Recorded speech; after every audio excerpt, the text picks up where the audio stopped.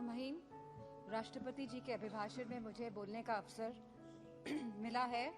मैं आदरणीय सभापति जी का धन्यवाद देती हूं।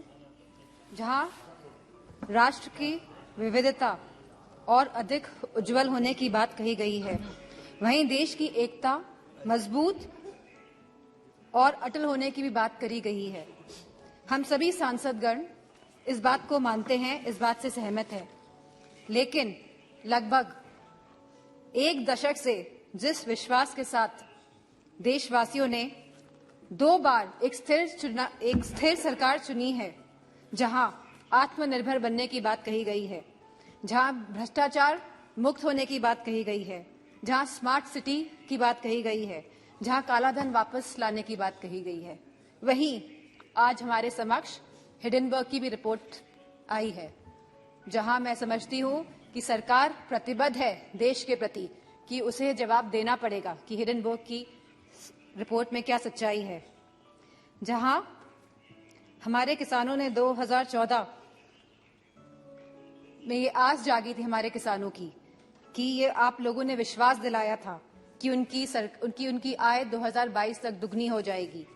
वह किसान आज भी ये आस लगाकर बैठा है कि उसे सब्सिडी में बढ़ोतरी मिलेगी, कि एमएसपी के सही रेट्स मिलेंगे, पैदावार के लिए मंडियां की व्यवस्था उनको दी जाएगी। एक समय ऐसा था जब किसान विश्वास के साथ आपकी तरफ देखता था। वही किसान आज निराशाजनक आंखों से आपकी तरफ देख रहा है। जहां युवा शक्ति की बात हुई, युवाओं में भी बहुत जोश उत्साह था 2014 में कि लगभग 2 करोड़ नौकरियां दी जाएंगी प्रति माह। लेकिन आज उस जोश और उत्साह का पतन होते जा रहा है। आज जहां अग्निवीर जैसी योजना लेके आई है सरकार, तो उनका आत्मविश्वास तोड़ने का काम किया है सरकार ने। यह कैसा अमृतकाल है जहां युवाओं के पास नौकरियां नहीं हैं, जहां किसानों के पास खुशहाली नहीं है और जहां महिलाएं अपने आप को सुरक्षित नहीं मान रही हैं। एनसीआरबी के आंकड़े अगर आप देखेंगे तो यह पाएंगे कि लगातार यौन उत्पीड़न और शोषण के मामले बढ़ रहे हैं और खास तौर पे उत्तर प्रदेश में लगातार ये मामलों में बढ़ोतरी हो रही है। जहां महिलाएं, जहां हमारी माताएं बहनें जो रसोई में काम करती है, वो लगातार महंगाई से लड़ रही हैं, जहां हमारे सिलेंडर के भाव बढ़ रहे हैं, जहां पेट्रोल डीजल के भाव बढ़ रहे हैं, जहां खाद्य पदार्थ के भाव भी बढ़ रहे हैं, दालों के भाव बढ़ रहे हैं, वहीं दूध के भाव भी बढ़ रहे हैं। आयुष्मान भारत योजना के तहत के अंतर्गत कार्ड तो बने हैं, लेकिन स्वास्थ्य सेवाएं उपलब्ध नहीं हो पा रही है। और जैसा कि दानिश सर ने कहा कि डॉक्टर नहीं है अस्पतालों में, और यूपी में गोरखपुर और रायबरेली में जहां एम्स हैं, वहां पे भी सहूलियतें नहीं मिल पा रही हैं क्योंकि डॉक्टर की सुविधा नहीं है, डॉक्टर की कमी है।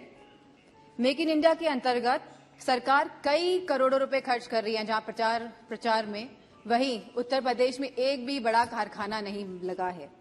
छोटे उद्योग की हालत हम सभी जानते हैं कि वह बंदी के कगार पर है।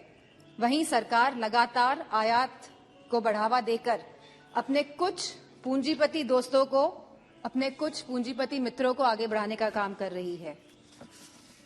जीएसटी के नाम पर जहां बड़े बड़े उद्योगपतियों पे ईडी, सीबीआई और पॉलिटिशियंस पे भी छापे मारे जा रहे हैं, वहीं जीएसटी के नाम पे छोटे व्यापारियों को भी तंग किया जा रहा है।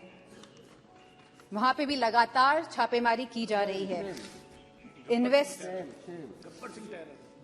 इन्वेस्टमेंट और इनोवेशन के नाम पर जहां पे लगातार एमओयू साइन हुए जा रहे हैं, करोड़ों करोड़ रुपए के एमओयू साइन हो रहे हैं स्पीकर साहब, लेकिन एक भी इन्वेस्टमेंट धरातल पे नहीं उतर रहा है। जो सरकार यह दर्शा रही है कि हम स्वर्ण काल में जा रहे हैं, जो सरकार यह दर्शा रही है कि देश आगे बढ़ रहा है, तो मेरा मानना है जहां रोजगार नहीं है, और हम कभी गरीबी नहीं हटा सकते जब तक हम लोग रोजगार अपने युवाओं को नहीं दे पाएंगे। महामहिम राष्ट्रपति जी ने कहा कि सबका विकास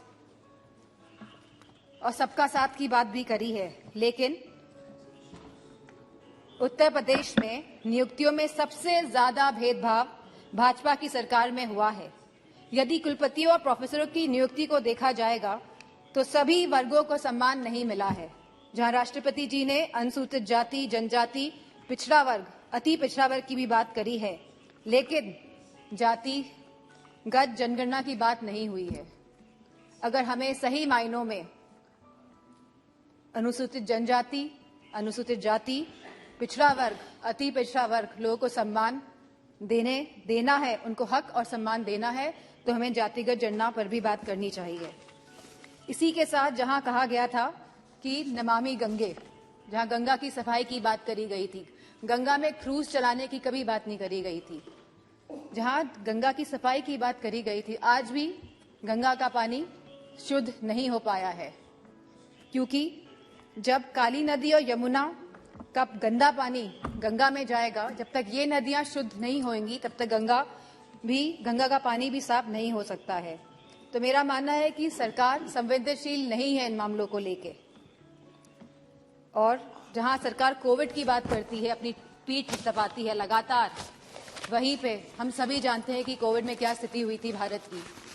जहां सरकार ने एक तरफ कलकत्ता के चुनाव कराए थे, वहीं उत्तर प्रदेश में भी देखा गया था कि सरकार परिजनों को जलाने के लिए लकड़ी तक उपलब्ध नहीं करा पाई थी।